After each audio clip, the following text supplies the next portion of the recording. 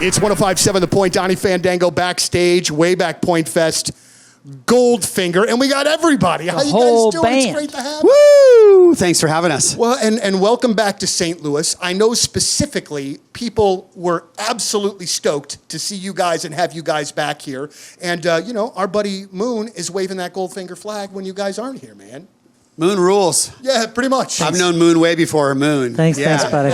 He's a really good man and an incredible musician, and it's an honor to have him in the band with us. Really, really incredible. Thanks, you know, John. and I say this, and we're going to do this. We're going to make him feel uncomfortable. We're going to talk about him right in front of him, all right? But you have access to probably thousands of musicians.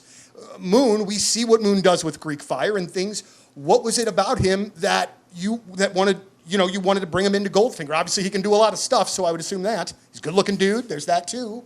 The first conversation I think I ever had with Moon was, would you make out with Sting? And his answer was, of course, yes. Yeah, of course. in an instant. Yeah. Can I get an autograph, too? And we both were in agreement that we would both jerk him off. And that was actually what we were talking about. That actually is wasn't true. about making out. Yeah. It's about...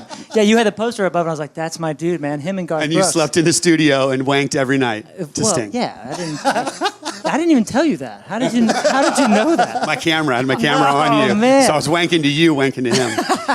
One question that I have is, we see you guys do these little pockets of tours here and there, and I know you guys all have day jobs in which that you do with other bands and producing and things, but why don't you guys do more? It seems like when you do, people are freaking pumped when you're playing shows and putting out a record. Is it just a matter of timing, I would assume, with all of the other projects that you have going on?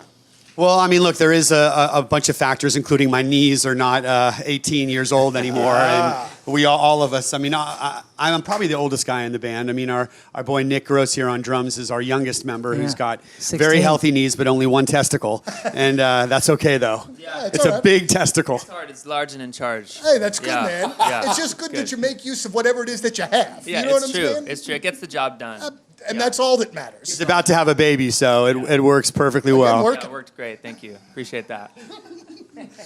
Yesterday I was mowing the lawn, listening to The Knife. What a freaking great record. What an absolutely amazing record. How long did it take you guys to put that together? And when will we hear any more new music from GOLDFINGER?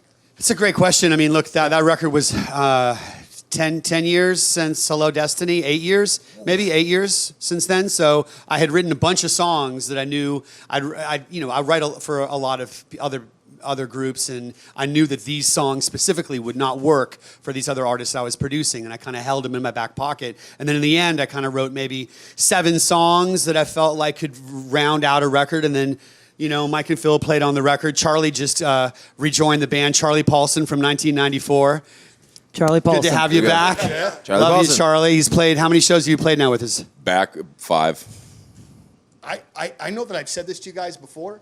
I was talking to you here at this venue when you got arrested at the Warped Tour back in 95 or 96 or whatever. Yeah, we were just talking about that earlier. You guys gave us passes, me and my college radio buddies, because nobody else would. Thank you for that. And before your set, we'd interviewed you. You said, come back after the set. So we did. And we were talking to you guys. And as I'm talking to you, I can see the Maryland Heights police and a golf cart coming up. And I was like, oh, I know what's going to happen here. But it was legitimately the first time I'd ever been backstage and thought, this shit happens like this all the time. I have to have this job. You know what I'm saying? Like, it was unbelievable. Do you remember that day? Totally remember that. Yeah, absolutely. Did you spend the night in jail?